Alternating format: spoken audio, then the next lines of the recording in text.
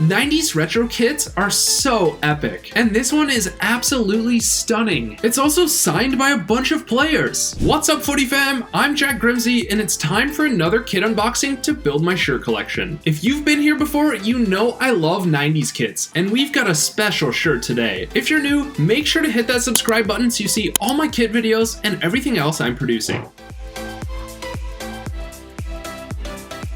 Not really an unboxing today. I got this at Saturday's Football in NYC and lost the bag, so I just have it right here. This is the Karlsruher SC 1995-96 home kit. Just look at this stunning shirt. Where do I even begin? How about at the top? This collar is outstanding. We've got a button up here. You can see the Adidas trefoil on it as well. Then on the right of this shirt, this diamond pattern, it really balances out the badge on the left half of the shirt. Then we've got the KSC lettering from the crest sublimated throughout the shirt. Honestly, I think sublimation is my favorite part of these 90s kits. You have the logo literally ingrained into the fabric of the shirt. 3 stripes running down the shoulder, a giant sponsor in the old felt flocking. Airman, as a vegan, I can't say I love it as this is a meat and dairy processing company, but at least aesthetically the sponsor matches the shirt, and that goes a long way. Okay, just when you thought this shirt couldn't get any better, let's check out the back. More of this glorious felt flocking, Karlsruhe above the beautiful block number 7, just look at that, and Schuster at the bottom. That's Dirk Schuster, the Germany and Karlsruhe defender. Pretty sick kit, right? And how about all these autographs? There's no certificate of authenticity, but I can reasonably believe that this shirt was signed by at least some of the Karlsruhe 1995-96 squad. Do you recognize any of these signatures? Let me know if you do. Honestly, I probably could use some help figuring it out. I'm gonna do a follow-up video trying to figure out who signed this shirt. Stay tuned, I'll link it below when I publish it.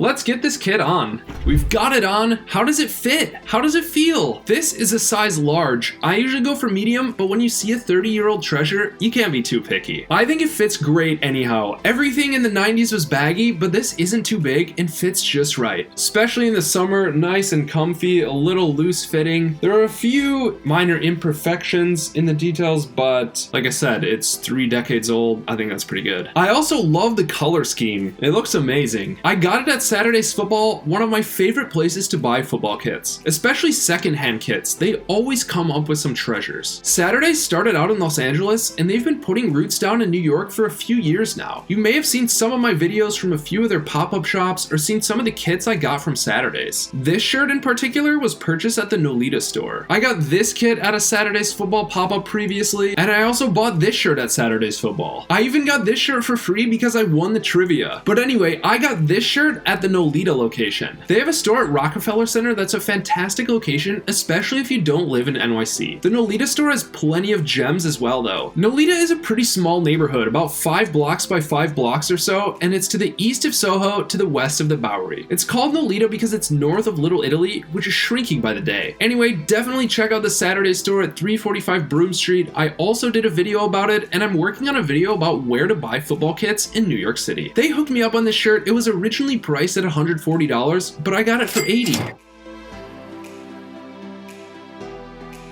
How do I rate this kit? Design, unique pattern, it's a showstopper. 10 out of 10. Materials, even though it's 30 years old, it still feels pretty great. 8 out of 10. Badge, nothing flashy, just a classic club icon. 6 out of 10. Fit, nice and relaxed. 9 out of 10. Unique touches, what a design, and it's signed by the whole team. 11 out of 10. Overall, 44 out of 50, 88% is pretty great. How do you rate it?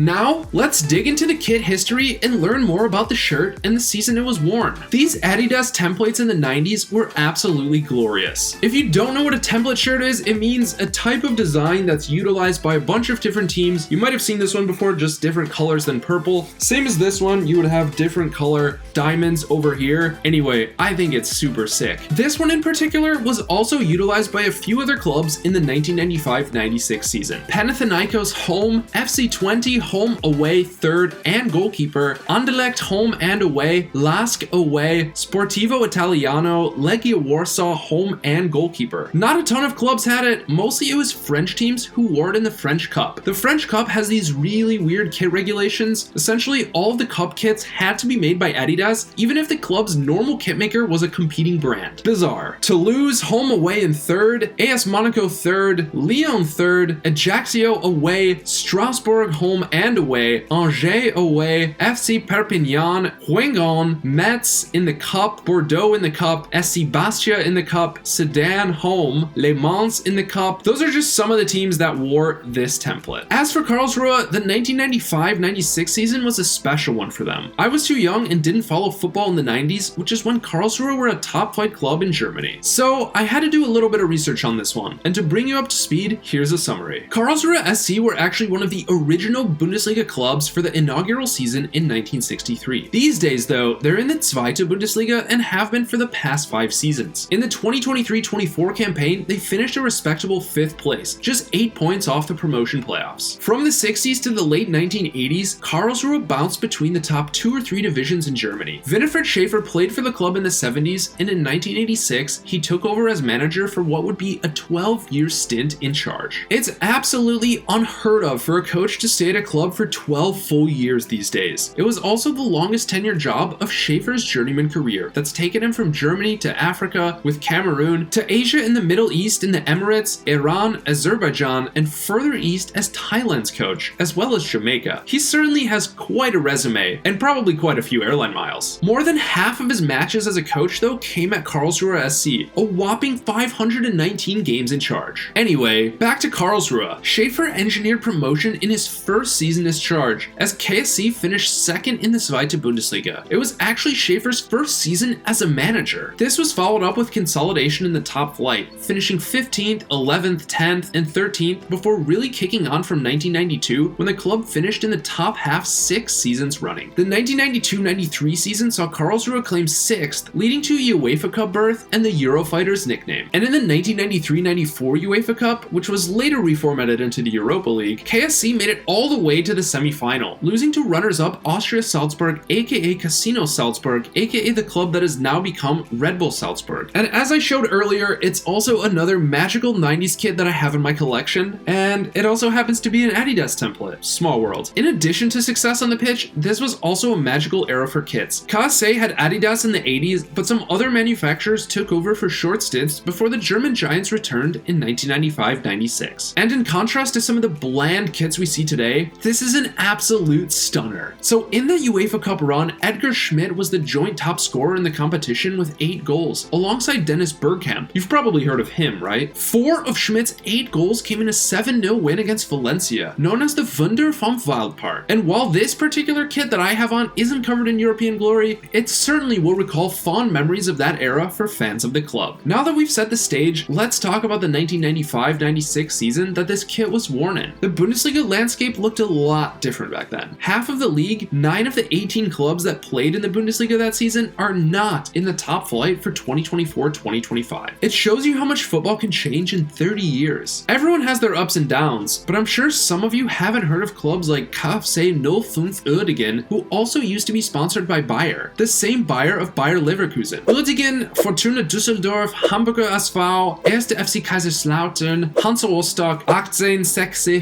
München, FC Köln, Schalke 04, and Karlsruhe SC. Additionally, different clubs were winning the league every year. There was not as much dominance from Bayern, though they were always near the top. Here's how 1995-96 unfolded for Karlsruhe SC. The season started off with a chance at the UEFA Intertoto Cup and a run to the final. The Intertoto Cup was crazy, by the way. It started on July 1st and lasted until August 21st, so basically the entire preseason. Also deserves another video just about that competition. 3 victories and a draw in the group stage saw Karlsruhe progress. Victories in extra time and penalties in the round of 16 and semifinals respectively set up a final against Bordeaux. Karlsruhe lost the first leg at home 2-0, and in the return leg, Bordeaux took a 2-0 lead after 10 minutes through Vicente Lizarazu. This Bordeaux team was stacked actually, but Zinedine Zidane's red card in the 24th minute gave Karlsruhe a chance. They evened the score with 2 minutes to go, but ultimately lost the Intertoto Cup final 2-4 on aggregate. A 7th place finish in the Bundesliga Bundesliga was unspectacular but solid. Sean Dundee was the top scorer with 16 goals as Karlsruhe qualified for the UEFA Intertoto Cup again. The 1995-96 DFB Pokal, aka the German FA Cup, provided a shot at glory. Karlsruhe made a run to the final, only to lose 1-0 to Kaiserslautern. Despite an Andreas Brehme Ampelkarte in the 72nd minute, Karlsruhe weren't able to grab an equalizer with a man advantage for the final 20 minutes. By the way, Ampelkarte doesn't mean apple cart or something. It's the German word for a second yellow that results in a red, taken from the word Ampel, which is the traffic light. There's just something about the German football vocabulary that I really like, and sometimes it just makes more sense. Like Elfmeter, literally translating to 11 meters, which is how far the penalty spot is from the goal. 12 yards in English, 11 meters everywhere else that uses the metric system, kind of makes sense. So if you hear someone say Elfmeter, they're talking about a penalty. By the way, if you want to hear more about German vocab, let me know in the comments. I've been thinking about starting a series on it to give me an excuse to practice my German again. So 7th in the league, defeat in the cup final, but there was some silverware. In 1995, KSC won the DFB Hallenpokal, an indoor football tournament that was traditionally held during the winter breaks of the Bundesliga season. So they won an indoor cup that nobody's ever heard of, and there weren't any more finals reached under Schaefer, but his impact on the club was nothing short of profound. The UEFA Cup provided 2 more European expeditions, both which reached the 3rd round in the 1996-97 and 97-98 seasons. And that's where things started to unravel. By March 1998, things were really sputtering, and Karlsruhe sacked Schaefer. The coaching change wasn't enough to keep the club afloat, and relegation to the Zweite Bundesliga beckoned. Only 3 points separated them from promotion back to the top flight at the first time of asking, but the next year they finished bottom of the 2nd tier and suffered a 2nd relegation in 3 seasons. The top flight eluded Karlsruhe for 10 years, returning to the Bundesliga in 2007-08 and surviving with an 11th place finish. But they went down again the following season and haven't been back since. What I'm really trying to say is that Winifred Schaefer unlocked some sort of magic which hasn't returned in more than 25 years. But I am happy to have this sick kit to honor the history of Karlsruhe. This shirt in particular, with Schuster 7 on the back that was worn for that 1995-96 season, we don't have very many statistics from then, but here's what I could find. In the Bundesliga, Schaefer played 31 of 43 matches, scored 1 goal, had 9 yellow cards, and 1 red card. Again, very interestingly, he was a central defender wearing the number 7 shirt, and also it's signed by seemingly the whole team from that season. I'd love to go more into it, but we're out of time for today, and that's a topic for another video, so stay tuned. If you've watched this far,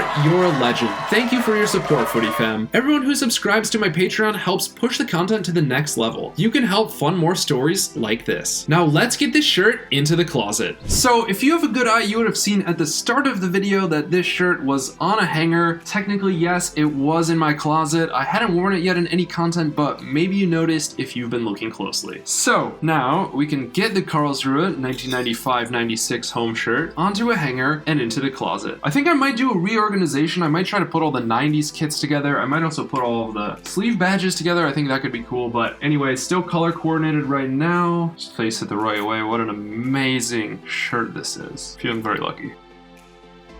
Karlsruhe into the closet. Thanks again for watching. See you soon. Thank you, Footy Fam. A special thanks to the VIPs and Ultras who are paid subscribers on the Footy Fam Patreon. This video wouldn't be possible without your support. If you want to see your name in the credits and get other awesome perks like BTS content and more, make sure to subscribe via the link in the description.